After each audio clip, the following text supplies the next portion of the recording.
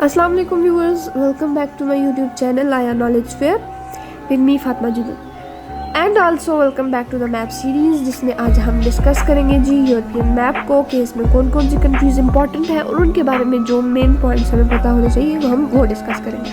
तो शुरू करते हैं आज का हमारा लेक्चर। सबसे पहले हम डिस्कस करेंगे जी यूरोप, जो कि वर्ल्ड का सेकेंड स्मॉलेस्ट कॉन्टिनेंट है यूरोप। अब हम सबसे पहले इसकी डायरेक्शंस को देख लेते हैं। सबसे ऊपर होगा जी नॉर्थ, नीचे होगा साउथ, इस साइड पे होगा वेस्ट और इधर होगा ईस्ट।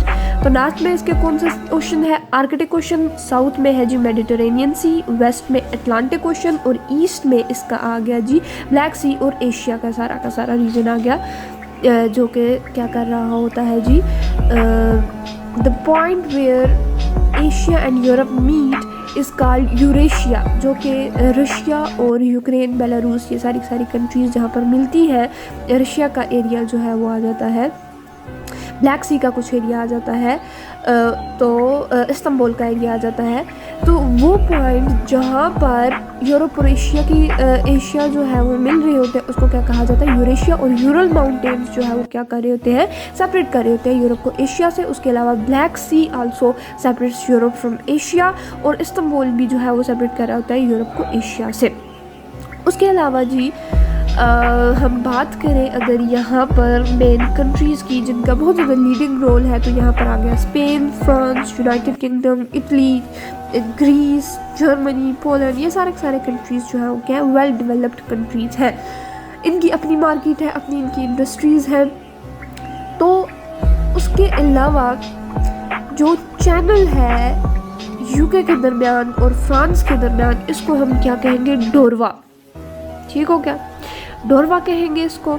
उसके अलावा स्पेन और मोरक्को, जो कि अफ्रीका का एक कंट्री है, जो कि यूरोप को अफ्रीका से जो चैनल सेपरेट कर रहा है, उसको हम कहेंगे जिब्राल्टर। ठीक हो गया? Straight of Gibraltar. उसके अलावा जी यहाँ पर अगर हम बात करें कि मेन कंट्रीज़ की जिनका सबसे ज़्यादा रोल है इस सिरा के अंदर, तो वो सबसे पहले आ गया जी स्पेन।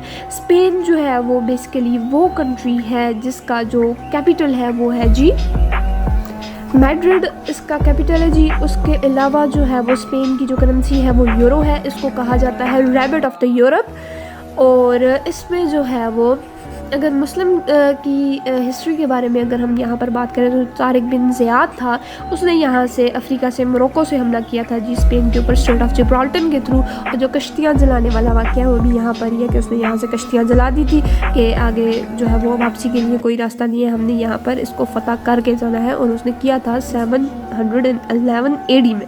उसके अलावा जी यहाँ पर हम इटली की बात करें तो इटली को कहा जाता है रूट्स ऑफ द यूरोप, और इसका जो कैपिटल है वो है जी रोम। और रोम में एक सिटी है जिसको कहा जाता है वेटिकन सिटी, जो कि वर्ल्ड स्मॉलेस्ट कंट्री जो है वो क्या है जी? वेटिकन सिटी है बेसिकली। और यहाँ पर जो पोप फ्रांसिस द 266 है, वो जो है वो इस सिटी के अंदर रहते हैं, वेटिकन सिटी के अंदर, जो कि इटली के अंदर है, रोम की सिटी के अंदर इसका जो कैपिटल है। उसके अलावा अगर हम बात करें जी ग्रीस की, जो ग्रीस भी एक हिस्ट्री के लिहाज से बहुत ही इम्पॉर्टेंट एक सिटी है, जिसका जो कैपिटल है वो कौन सा है जी? एथेंस।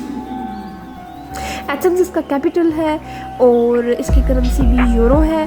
और उसके अलावा ओलंपिक्स की जो गेम थी जी वो भी ग्रीस से स्टार्ट हुई थी। इसके लिए एक माउंटेन है यहाँ पर ओलंपिया का, जिसको ज़ीयस माउंटेन भी कहा जाता है। वहाँ पर ये कहा जाता था कि इनका जो गॉड है, god of the thunder, lightning, god of the sky और rule of law, god of the rule of law, सारा का सारा जो एक गॉड है इनका ज़ीयस, वो यहाँ पर ओलंपिया के माउंटेन के ऊपर रहता था। और उसके लिए लोग जो है वो जमा होते थे, मेला लगाते थे, मुख्तलिफ गेम्स खेली जाती थी। तो आहिस्ता आहिस्ता करते करते ओलंपिक्स की जो गेम थी वो यहाँ से स्टार्ट हुई थी, बेसिकली ग्रीस से 776 BC में स्टार्ट हुई थी।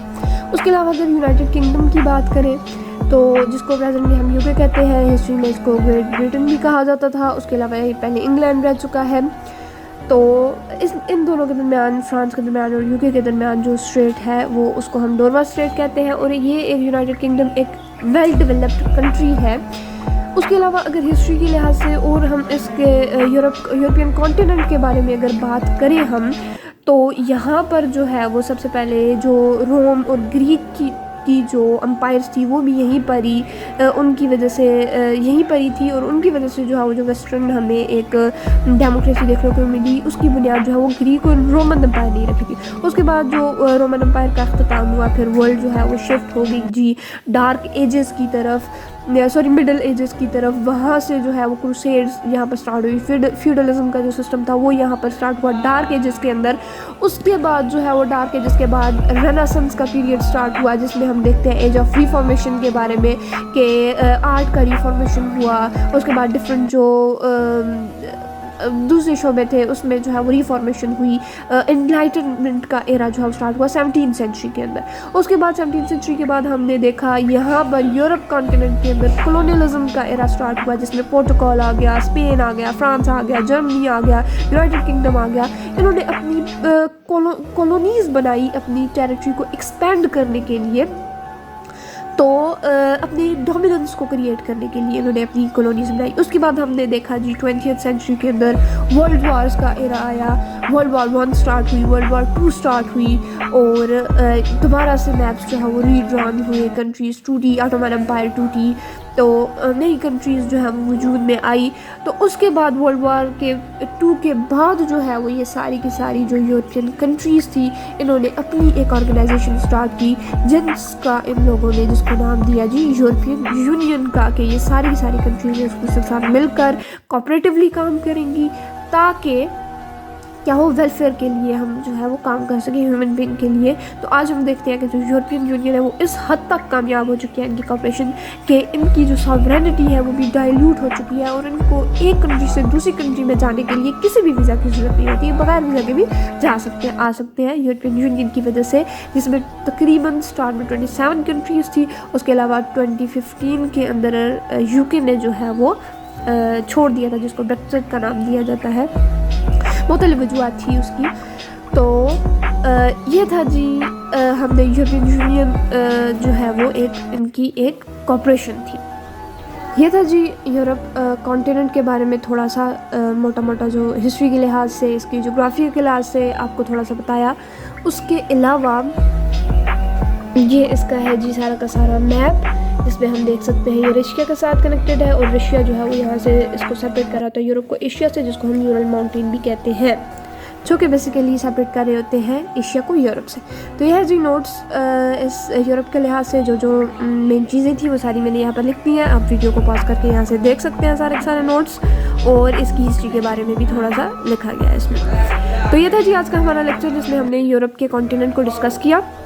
अगर आपको वीडियो पसंद आई हो तो वीडियो को लाइक करें, चैनल को सब्सक्राइब करें, और बेल आइकन दबाना ना भूलिएगा, ताकि मेरी सारी की सारी वीडियोस आपके पास आती रहे। उसके अलावा नेक्स्ट वीडियो में मैं डिस्कस करूँगी जी अंटार्कटिका के कॉन्टिनेंट को, उसकी वीडियो आप वहाँ से ज़रूर जाके देखिएगा। उसके अलावा आज का हमारा सवाल ये है जी कि what is the difference between England, great Britain and United kingdom, जिसका आप आंसर करेंगे कमेंट सेक्शन में। तो मिलते हैं अपनी नेक्स्ट वीडियो में, तब तक के लिए अल्लाह हाफ़िज़।